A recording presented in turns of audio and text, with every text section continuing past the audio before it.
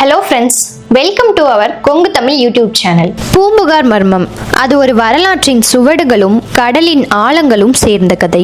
பழமையான தமிழ் வரலாற்றிலும் இலக்கியத்திலும் இடம் பிடித்த பேய் நகரம்தான் பூம்புகார். இந்த நகரம் குறித்த பல மர்மங்களும் ரகசியங்களும் இன்னும் மக்கள் மனதில் கேள்விகளாகவே நிற்கின்றன. தமிழக கடற்கரையில் ஒரு நகரம் இருந்தது. சோழர்களின் பெருமையை உலகுக்கு எடுத்துச் சொன்னது அந்த நகரம்தான் காவிரி பூம்பட்டினம். இன்று நாம் கடற்கரையில் அலைமோதும் சத்தத்தை கேட்கிறோம். ஆனால் அந்த அலைகளுக்குள் இன்னும் உயிரோடு பேசிக்கொண்டே இருக்கும் ஒரு வரலாறு இருக்கிறது.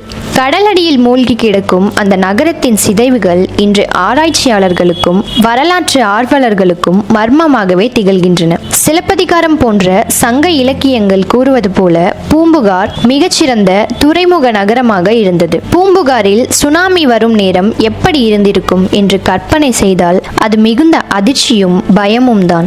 அந்த நேரத்தில் மக்களின் முகத்தில் குழப்பமும் கண்களில் பயமும் மனதில் உயிர் தப்பிக்க வேண்டும் என்ற ஏக்கம் மட்டுமே இருந்திருக்கும். வாழ்க்கை முழுவதையும் வாழ கட்டியிருந்த வீடுகள், பொருட்கள், கோயில்கள் அனைத்தும் கண்முன்னே அழிந்து போகும் அந்த வேளையில் மக்கள் அச்சத்துடன் இனி நமக்கு என்ன ஆகும் என்றுதான் நினைத்திருப்பார்கள். சுனாமியின் உண்மையான காரணம் இலக்கியங்களில் கூறுவது போல தெய்வ கோபமா அல்லது இயற்கை சக்திகளின் விளைவா? விஞ்ஞானிகள் ஆராய்ந்து கொண்டே இருக்கின்றனர். ஆனால் பூம்புகாரை மூழ்கடித்த அந்த அலை இன்னும் ஒரு தீராத மர்மம். மக்கள் நம்பிக்கையில் இன்னும் ஒரு கதை இருக்கிறது. கடலை கோபித்து நகரை விழுங்கிவிட்டதாம். அதுவும் அங்கு வாழ்ந்த மக்களின் பாவங்களுக்கு தண்டனையாகத்தாம். இந்த கதைகள் உண்மையானதா அல்லது மர்மமானதா யாருக்கும் தெரியவில்லை. கடலில் மூழ்கி கிடக்கும் அந்த நகரத்தின் சிதைவுகள், பழைய வீடுகள், அரண்மனை போன்றவற்றின் தடயங்கள், வணிகம், உணவு சேமிப்பு போன்ற பயன்பாட்டுக்கான பானைகள். பூம்புகார் சங்க காலத்தில் சங்க வேலைப்பாடுகளுக்கு